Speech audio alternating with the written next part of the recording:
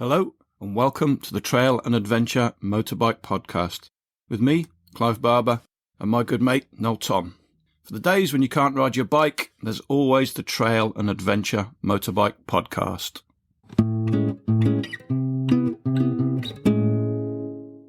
Hello everybody, hope you had a lovely ABR.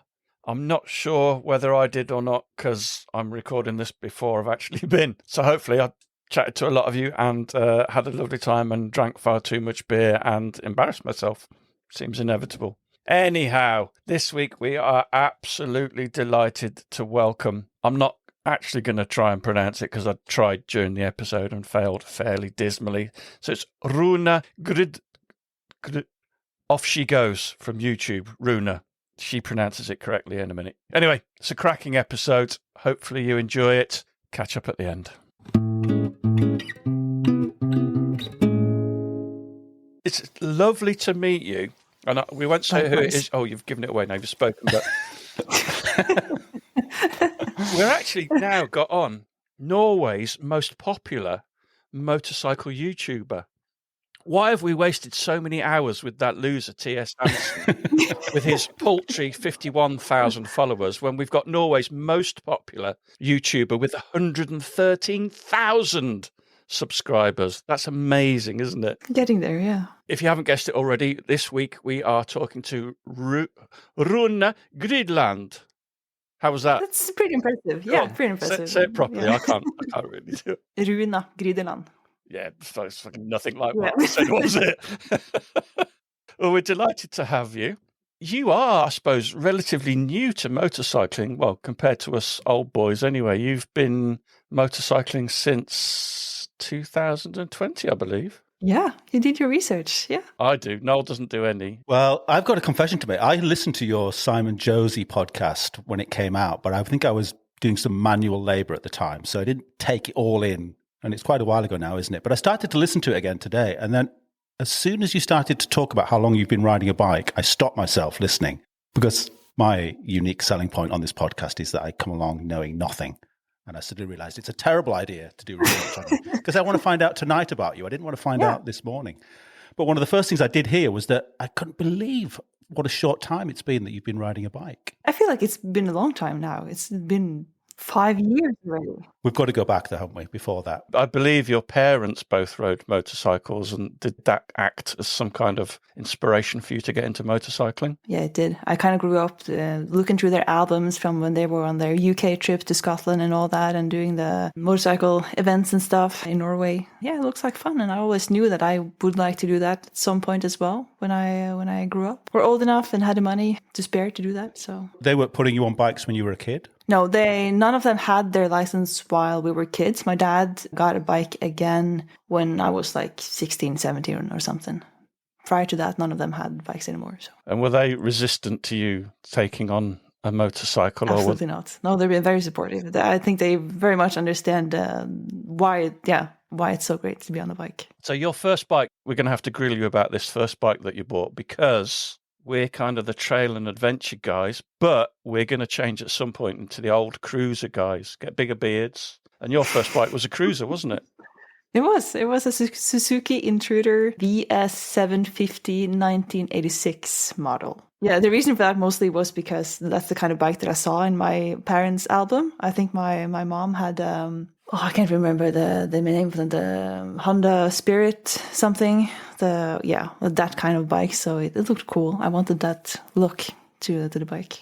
But then I realized maybe it wasn't the most practical bike to travel on, and the whole adventure bike being existing. So was that the idea then, that you got this bike because you thought you would be able to travel distances on it? What did you have in your mind when you got this cruiser? Well, getting my license in general has been about traveling. It's been a nice way to get around and see things and do things. And it's never really been about the speed or the riding the curves and all that. It's been about camping and combining traveling and outdoor life. And I grew up with a lot of outdoor life, camping and hiking and fishing and all of that. So to be able to combine that and see more of Norway, first of all, was the idea. And then it just kind of took off. Did you travel on that bike? Yep. 2 weeks after I got my license, I packed on with the tent and everything and had my first little week trip when I traveled to visit my mom. She lived on the other side of the country. Then it was another 2 weeks and I was on the bike again with my tent and went to cows. And then it just took off from there. And a couple months later, I decided, okay, next year I'm going to go to North Cape. So that's what I did. A year after I got my license, I planned my first big trip. I really like the idea of when we get our cruisers, Noel, of just only being allowed to have, you get like the bedroll strapped in front of your handlebars. Yes. That's it. You can't have any more than that. And obviously you just go and camp up and you get very, very drunk and cause havoc in whichever towns you end up in. Yeah. Mm-hmm. Is that us, do you think? Yeah, I'd love this. It sounds great. Now you like to get drunk. Now Thomas has introduced me to alcohol. Yeah, absolutely. Let's do it. What came after that? How did you transition from the cruiser to the adventure bike? As you do when you start getting a new hobby, you eventually get onto YouTube and you start doing research and seeing other travel. And I discovered, there's adventure bikes. I didn't even know that was a thing. But that looked a lot more convenient to carry the luggage and to get to more places. Also, there was no fuel gauge on my bikes, and I ran out of fuel twice, so that was a little bit annoying. I'm not a very mechanical person either, so I wanted something maybe a little bit newer, something more reliable. So why I chose a KTM, you might question, but that's what I ended up with. Secondhand KTM 790 Adventure was the first adventure bike that I had. Did you have a list of places that you wanted to travel to outside of Norway, or did that come much later? Not really. I mean, I always wanted to go do the typical Alps trip that pretty much it seems like everyone does, traveling through the Alps in Switzerland and Austria and all that. So I knew that I wanted to do that. And my mom also went to Iceland at some point. So she had a photo album from Iceland. So I knew I wanted to go there. And all the destinations I wanted to go kind of ended up, okay, maybe I can go there on a bike then. Can you remember who you saw on YouTube that inspired you to get the adventure bikes? The first one you see is maybe obviously Itchy Boots, and then on her bike and all of them. And then I eventually discovered Thomas from T.S. Hansen and just a whole bunch of them, the Mad TV crew and the Miscended Flyer and just all of them. Did you discover any podcasts? No. Okay. That has come at the later point. Yeah. Were you filming it from the start, or did that come in time? I wanted to film my first long trip when I went to North Cape. So I got my cameras and I bought a drone and I kind of tried to figure out how it all worked. I started filming the first day, but the whole first day was so chaotic. I hadn't tried riding with luggage, a lot of luggage before. And I had all these 3 big panniers and a big bag full of my tent and everything I thought that I would need, probably 60 kilos of shit on my bike. And what happened is the moment I kicked off my kickstand is the whole bike fell into the bushes of the neighbors with me on top. And the whole day, it was just a little bit, it was a lot.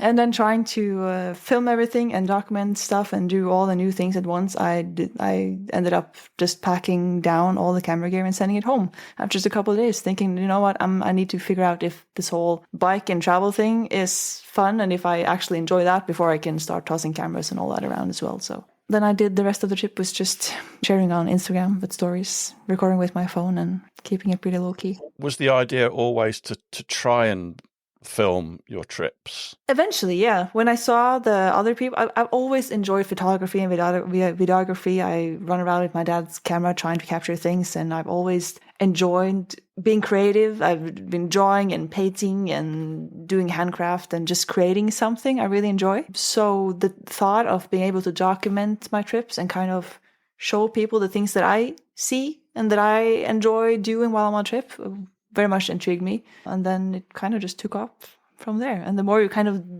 dive into it and you discover other people doing it and how you can do it, it becomes all consuming. Do you still feel like you're learning a lot about it even now? Yeah, there's so much new things to learn, so many new techniques and cameras, and I love it. And the fact that you can combine so many hobbies in that way with the motorcycling, and then there's the outdoor stuff, and then there's the camera stuff, and then there's the video. It's just, you can never get tired of it. There's always new stuff to learn, and I love that. I usually have a tendency of switching hobbies pretty quickly. I jump in between things and never really sit still. But with this, I think I can continue for a long time because there's always something new to learn and discover. Is that rain on your roof? Yes. Got a tin roof. Yeah, it's a pretty old old house. I would love to live in a house with a tin roof. I would love to hear that. It's pretty cozy.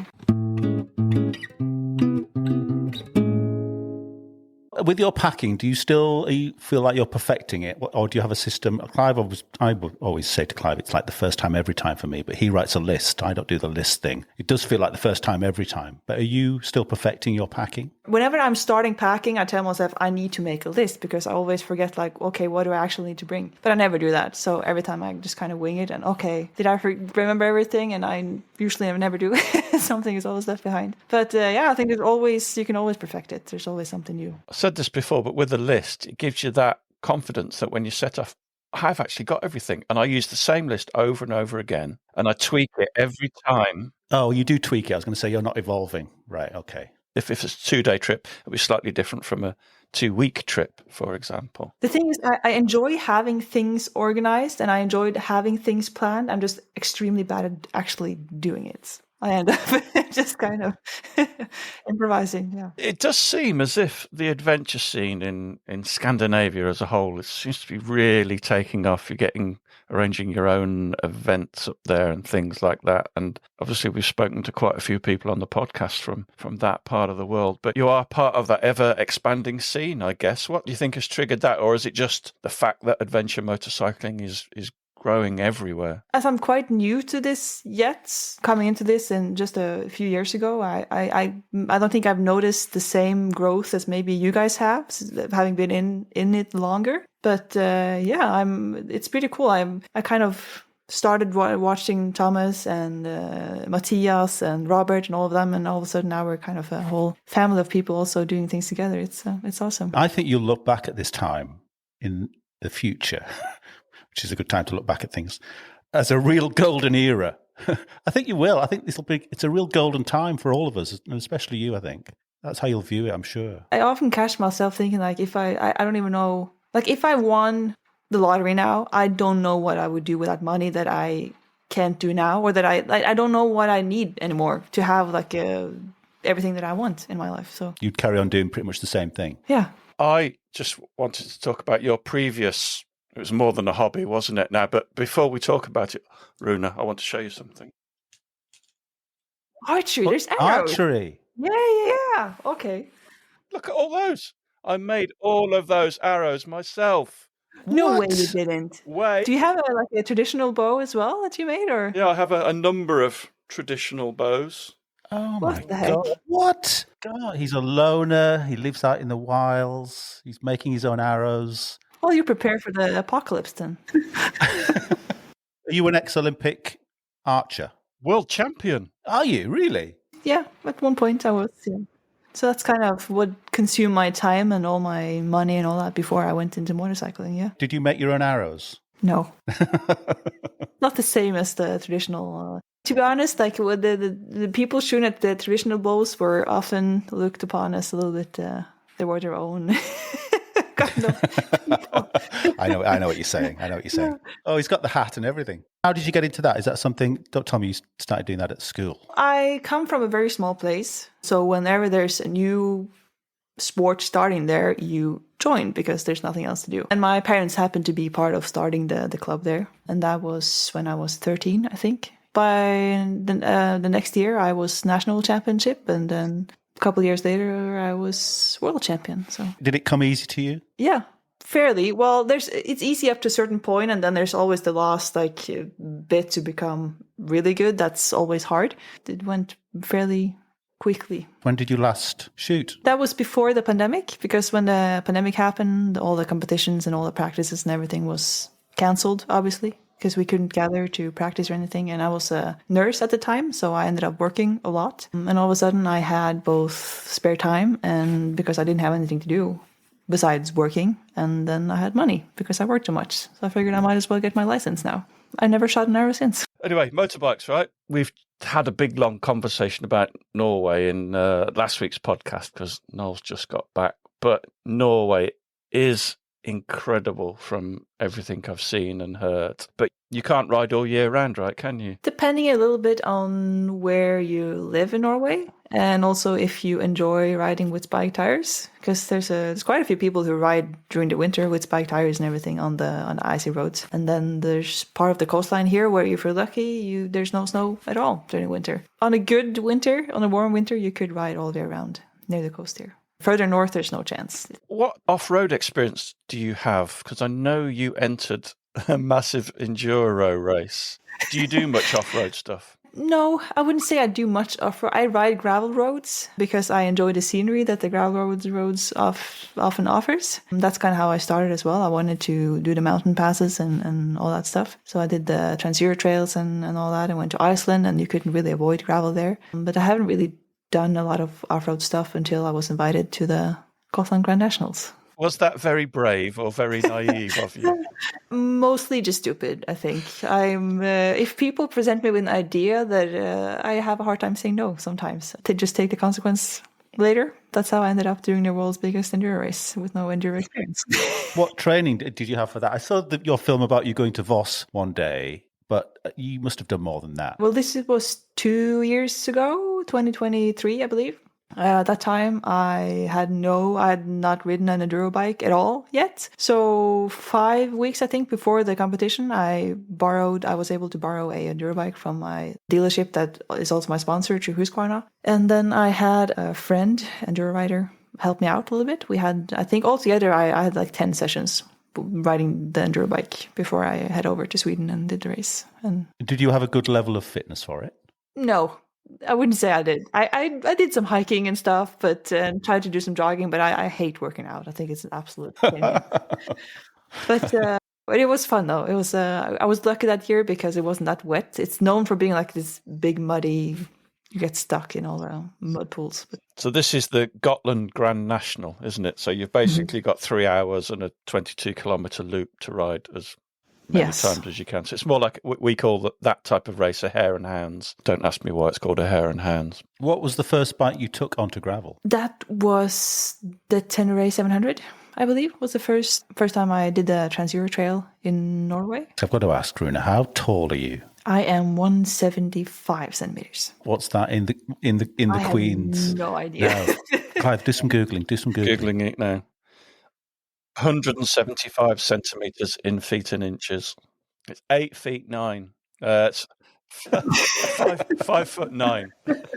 Oh, so you're pretty tall, aren't you? Yeah. Even so, you ride a big heavy bike now, but even that's a weighty bike, isn't it? Well, the Tenere and the 901 is pretty much the same weight. The bike I have now, I think, is a little bit taller. It's the 901 Expedition. So I have like one toe on one side, pretty much on the ground. But you've always been comfortable taking big, what I would consider, what are big heavy bikes on gravel. I figure what's the worst that can happen? If I'm really stuck, then I'll call for help.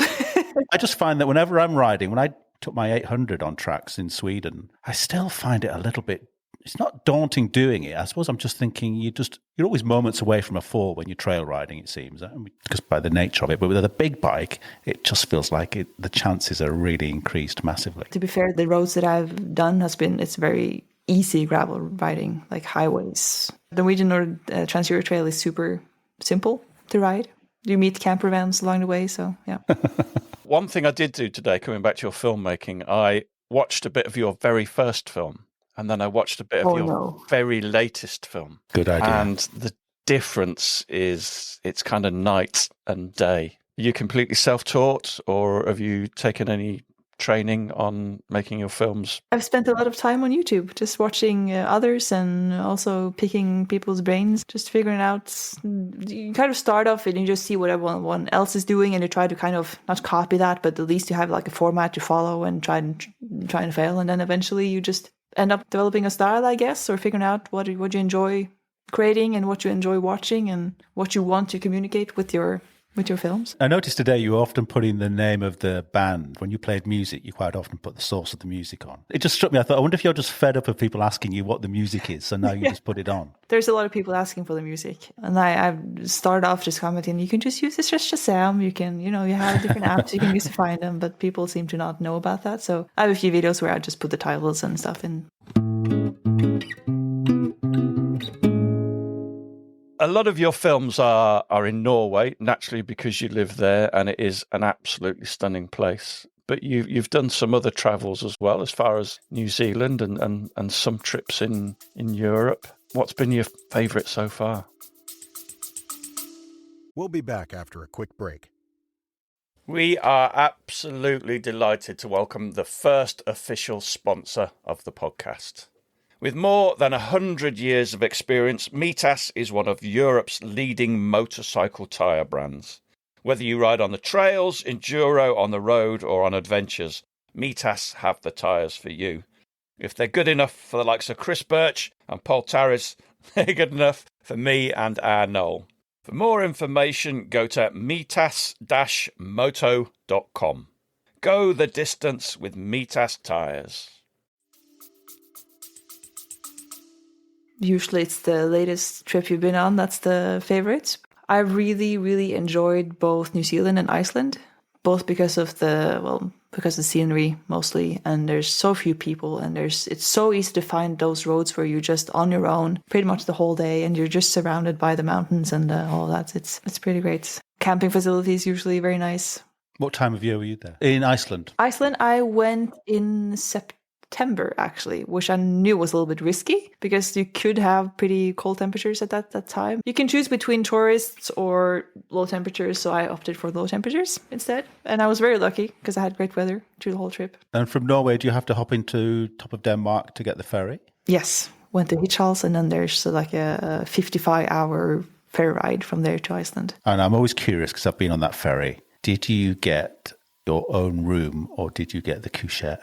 I did get my own room on that. Well, good for you, because I got the couchette and it was an absolute nightmare. So it was a great trip. It's great going through the Faroes, isn't it? That's a real highlight. But yeah, you've got to have a nice room. What's the couchette then? It's basically a cupboard in the bowels of the ship. So you've got the crew slamming doors all the time. It's just bunk beds in a tiny, tiny... It's not. I wouldn't even call it a room. It is just like a cupboard. So you can imagine it's probably a nicer experience for females, but for males, it's just a snoring. But you're sharing with lots of other people in these bunk beds. Yeah, probably 5 other people. Yeah, it's probably, I think, at least 6 in there. I ended up on my trip, Runa. I got so fed up of it. I got my sleeping bag and mat and went down to the bottom of the stairwell, down to the few decks down to the car deck, and slept under the stairs. Might as well. It was lovely. Yeah, it was great. But it was quiet. So the crew I think the crew spotted me and left me alone. But I was just like a homeless person in the bottom of the ship. I've done that or similar things on the ferry from Norway to Denmark quite a few times where I don't want to pay for a room. So I just got the chairs that you can sleep in when you pass there, but they're not very comfortable. So I just brought my sleeping mat and then slept in between like the rows and on the floor somewhere. And in Norway, how far away from home do you have to go before you're in sort of unfamiliar territory to you now?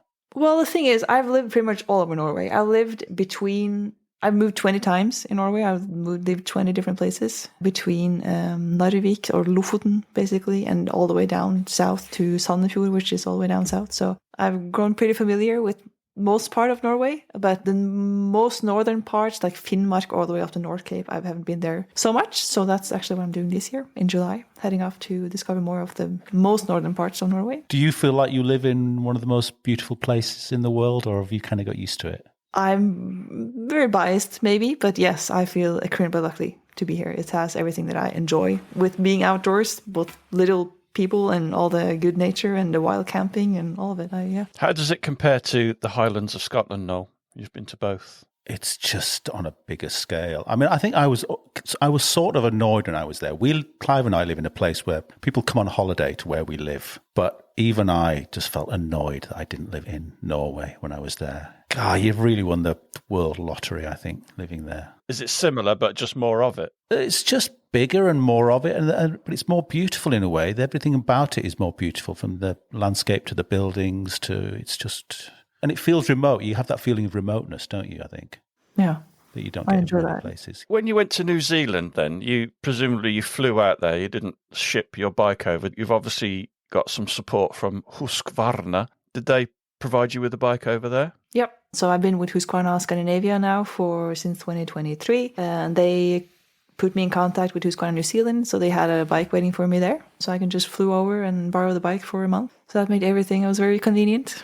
Makes it cheaper and easier. That is very cool, isn't it, being able to do that? But you are now a full-time YouTuber. So you're making some cash from Yes. making cash from YouTube, which is amazing. I'm guessing you've got other sponsors as well. I've gotten a few that also help support my trip. The newest one being Mitas, the tires. And I've also been with Husqvarna now for a few years. I have Outback Moto Tech, and then there's Cardo, Remote Tech, if you're heard of them. There's a Norwegian brand. They make like a handlebar controller. It's super fun little thing. And then there's the Twin Pegs, also a Norwegian brand. I'm terrified of forgetting someone now. The local one's MB Racing that supports me, that has like the bike and the tours and all that. Moscow provides me with gear. Has the whole YouTube thing provided you with lots of fun opportunities to do things that you might not otherwise have been able to do? Yeah, just in general, getting in touch with people and people having ideas and recommendations on what to do. It's funny how that goes. The more people you know, the more opportunities appears. The things I enjoy the most about the whole, because the sponsors ends up, they're not really just sponsored, they end up being your friends as well, and they want to take you along and give you opportunities that you otherwise wouldn't have had. Just like with test riding bikes or test riding tires or whatever it is, it's awesome. It's the kind of thing you dream of when you start riding, like, oh my god, what if I could like be part of that team or that event or something, and all of a sudden you're there and you're actually doing it. So yeah, most of the people that work for these companies are pretty passionate about bikes as well, aren't they? That's the lovely thing when you get to know a few folk. They are. Husqvarna is obviously a big one for you. How did that relationship start? Did you go in search of them or did they search you out? That was pretty random, actually. And that's sort of what triggered the whole me quitting my job and ending up doing this full time as well. I was with Giant Loop. I got the luggage system from them. And the Norwegian supplier of Giant Loop were coming together with Usu or something. Anyway, a Norwegian dude had a contact inside of Husqvarna. He recommended me to them. They called me and asked me, hey, do you want a meeting? And then, yeah, the rest is history. We had a couple meetings and just to hear what they actually want. Because the thing with sponsors is they are great unless they want you to produce a whole bunch of commercial for them. There's a lot of brands that have very unrealistic expectations to what you should produce for them. So to find the companies that both have the products that you really enjoy using and align also with the way you want to create content, so you don't end up becoming just like a catalog of paid promotions. It's it's a fine balance. Did you start with Instagram and YouTube in tandem or one or the other? Or It was Instagram first. When I did my first trip, it was just through stories and sharing pictures and that, and then eventually starting a YouTube channel, which was absolutely horrifying. Putting up that first video, it was nerve-wracking. It's because you expect your friends and family to see it and like, what the heck is she up to now? Have all these opinions about it, but you eventually just end up you learn to not give a shit about what people think, basically. So do you still enjoy? I mean, I'm stealing Simon Josie's big question. Well, he steals all our guests. So. Now, the days where you find gathering content and footage a pain, or do you quite enjoy the challenge of it still? I really enjoy it. And it's sort of a promise to myself as well. The moment I pick up the camera and I feel like I'm forced to do it or I have to do it or it feels like a burden, what's the point anymore? If I leave on a trip and feel like it's something I have to do, it becomes more of a job than a passion, then I might as well just get back to a normal job and do other things that I enjoy instead. Because what's the point? You had a chat with Leonore, which was great, actually, part of my research, and she was saying that in a way, it is work. The amount of effort you have to put in is pretty huge. So I guess you kind of have to enjoy doing it, right? And I've been through that whole process, especially the first year when I did it as a full-time job, because you have to produce the content because I need the money as well, because it is my job. So the first year was very much try and fail and try to produce as much as possible, and it then just takes so much fun out of it, and you're just exhausted all the time, and you constantly feel like you're behind on things, and it's just the feeling of a lot of expectations, and it takes the fun out of it real fast. The difficulty is as well is you've constantly got to think of things to do. Am I going to change what I do because I need to find some new ideas, or I'm bored of doing that? But the problem is, if you then change what you're going to do, the people stop watching. It's a difficult balance, isn't it? It is, because you have to stay relevant to some degree for people to actually continue to watch. And the past year, I think I've had so many epiphanies with how I want to do this and how I want to grow or keep my channel growing as well. And what about trip length? Do you want to do a big long trip, or after 3 weeks are you ready for home? A little bit of both. I very much want to do like a bigger trip. I have some ideas of bigger trips that I want to do. At what time, I don't know yet. I know I want to do them at some points, but I also really enjoy doing the shorter trips and to be able to go out and capture the content and not worry about editing at the same time or doing other kind of works, just being on that ride and just enjoying it and then coming home and do all the work afterwards. And I try the other end of it as well, like being on the trip and editing and all that stuff at the same time. But for me, that didn't work mainly because I didn't take enough rest days. I just ended up writing every single day and working every single evening. So it just took like a month and I was absolutely pooped. And do you enjoy the final editing part? For the most part, yeah. As long as I can do it when I feel creative, sort of, or when I have motivation to do it. But like with anything, when you feel like you have to do it, it becomes a burden. So I've become better at putting it aside and just waiting until I feel like doing it, and then I feel like it becomes better as well because I want the music to be good, and I put the extra hours into doing all the little adjustments, and that makes a difference. It's just definitely easier when you're in the mood for it, isn't it? Yes. I was going to say, how the fuck do you know? You don't do any of it. Well, now and again I do, but I'll wait. Sometimes I've waited a year before I feel ready to do it or in the mood to do it. I don't know. I can't work out whether I hate doing it or love doing it, but I know that every time I have started editing something, I really do enjoy it, but the time has to be right. It has to be that really rainy day. Yeah. I don't know, something about it. You just have to be in the mood for it. It can be early in the morning, or all of a sudden you're there at 2 a.m. at night and you can't stop because you really want to just continue. And that's the best part of it, I think. Would you have any tips for somebody that wanted to follow in your steps and become a moto YouTuber? We know there's lots of people out there, and most of them are just producing shite videos. Maybe doing it for the right reasons. If you're going into this just because you're chasing success, I think it's hard to get anywhere. Easily becomes very visible when you're doing it because you just want the success, or you're doing it for the views or for the money. So if you don't really have a passion for the actual traveling and the actual creating content and capturing things, I think it's hard to create something that people are going to enjoy watching, at least for a longer period of time. So if you're not in it because you actually enjoy doing it, if you're in it for the success, there's an easier way to make money. You are very, very relaxed and natural in front of the camera, and that comes across that you're sort of I don't know if it's you're a natural for doing it, or whether you've taken you some time to get used to talking into a camera. I do get comments every now and then that I seem more comfortable now in front of the camera than I did before. And I think it's because I've just learned to not give a shit about what people think or have opinion about. It's just I can't do anything else than be me. And if people don't like that, then too bad for them. They can go watch something else. Do you read your comments? Do you get much negative stuff? No. No. It was more in the beginning, actually. A lot of comparisons to others and like, oh, you're a wannabe Itchy Boots and you're a wannabe this, you're a wannabe that. And I think everyone gets some in the beginning, but after a while, you heard all of it. It doesn't really affect you anymore. It's very few things that people can say now that I either hadn't heard before or that I actually care about. And some of the criticism is actually, it's good criticism. People keep commenting the same thing, that maybe there's something behind it and you have to listen and take it into consideration that maybe you should do something a little bit different. Because if so many people are saying it, then maybe there's actually something to it. So has that happened? In the beginning, people commenting, for example, the music that I chose or the kind of shots that I did, or if I could do my voiceovers differently or have more focus on historical things, blah, blah, blah, stuff like that. Just giving more comments on what they actually want to see and what they want to see less of. And I think that's good input. No, that's not the way to do it. You tell them to fuck off and block them.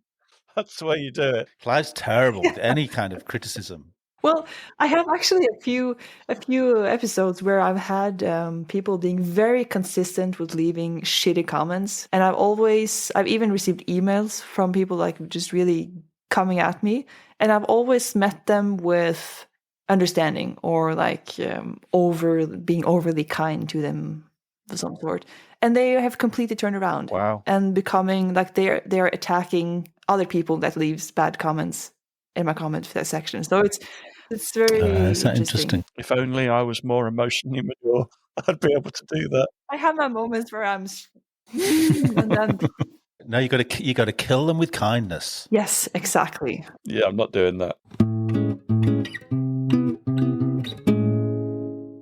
Have you noticed whether there's been any barriers put in front of you as a woman in making content in a predominantly male world? There's pros and cons, obviously. I'm well aware that it's easier as a woman to get a certain level, at least, of success or viewers to begin with. And then there's also, you get the different kind of comments on the more sexual kind, or commenting on your appearance or whatever, or that bike is too big, or you can't do that, or you should have someone traveling with you, or that's too dangerous, blah, blah, blah. But it doesn't affect me too much. You heard them once and then it's just, fuck off. You've got it now. Fuck off and then block them. Yeah. Got there in the end. A lot of people have actually commented, "Oh, yeah, your mom would have wanted you to give her grandkids. Like, What? aren't your Jesus mother Christ. disappointed that you're not giving her grandkids, or you should settle down and get a husband?" And Is this men or women or both saying this? Men. Yeah, men. Bloody hell! You should be married, and what a waste of. So he commented like, "So what a waste of a good woman. Like, you should have been home to be a wife," and blah blah. Fucking hell. I mean, there's advantages as well, because as a woman, I hate saying this, like, as a woman thing. Speaking as a woman, yeah. If I produce content, or I share that I have difficulties with my bikes, or I don't know this mechanical thing, or I don't know how to do this or that, or I'm stuck somewhere, people are very kind. They want to offer help. Everyone wants to give their opinion and offer their expertise and blah, blah, blah. Whereas men do the same. Like, he shares that I don't know how to do this mechanical thing. I find that more often people attack them. Like, other men will just attack him for being like, why don't you know that? Why do you even live in your trip if you don't know how to do that? And that way, there's a few advantages as well as being a woman. In my head, I'm struggling to work out whether this question's allowed. Do you feel at a physical disadvantage at all being a woman riding a bike? No, not really. I'm strong enough to lift my bike, and no, I don't think. And I have no problem asking for help, or seeing my limitations. So yeah. Well, what I've noticed as I've got older, when we go out riding with other people that are usually younger than us, if I drop my bike, there's usually about 3 other people there to pick it up for me. So it's not just a woman thing; it's an old bloke thing as well. And it's like, yeah, I'm quite happy to let them do that. If there's more people available, then why should you lift it yourself just to prove yourself? There's no need for that. Terrible question. Do you think you'll ever do like a big international trip to Asia, Africa, India, or somewhere like that? Is that sort of thing on the horizon? Yeah, I have plans. There are plans in motion for a few things. When or exactly where? Well, I know a few destinations. I really want to do Vietnam, for example, and also a lot of countries in South Africa I want to do. But exactly when, I don't know yet. But plans are being made. How far ahead do you plan? Do you know what you're doing next year? Absolutely not. No, I actually quite hate having plans, because there's always the next plan is always the best plan. So things tend to happen a little bit sporadically. The longest plan I have for a trip is probably the first trip I did to North Cape, because I knew that already the year before that I wanted to do that. But even the New Zealand trip, I think I ordered my tickets not even 2 months before I went there. So it's kind of, I want to go there, and then I just go there. Right, we need a killer question to finish on. Oh, killer club question. Ice cream. Oh, I have a thing where if I'm out and I about said killer question. and I see, but I'm interested to know the answer to this. If I'm out, it can be any time of day. When we went down to Wales last year, Clive, and we went out for breakfast in Barmouth, and they had the place we went to, which did do breakfasts and buns and things, bacon buns and things, but they also sold ice cream because it was near the seaside. There's a certain flavour of ice cream that if I see it, I have to have it, no matter when, where, what time of day. And it was breakfast time, but they had banana ice cream. So I had to have banana ice cream. Is there a flavour that you have to have no matter what time of day it is? Mint chocolate chip. If I get across that, I have. There's. If I had ice cream an hour before, it doesn't matter. I'm going to have that one if I see it. What's the most ice creams you've had in a day? Oh, I have no idea. Too many. More than 3. Oh yeah. Yeah. I don't have a freezer now, and I don't know if I should, because I would probably fill it with ice cream at some point, and it's not good. A massive thank you to Runa for doing that, and a massive thank you for listening. That was a very enjoyable conversation. I'm not quite sure who we've got on next week. We've got lots of people lined up to chat to, so keep listening, keep sharing the podcast, and we'll see you next time. Thanks for listening. We really appreciate your support. Don't forget you can follow us on Facebook and Instagram. And if you really appreciate what we do, you could consider supporting us on Patreon or buy us a coffee. Links are available on our website, which is tampodcast.com, tampodcast.com, where we also have a limited selection of branded stuff. But either way, please keep listening and spreading the word. See you next time.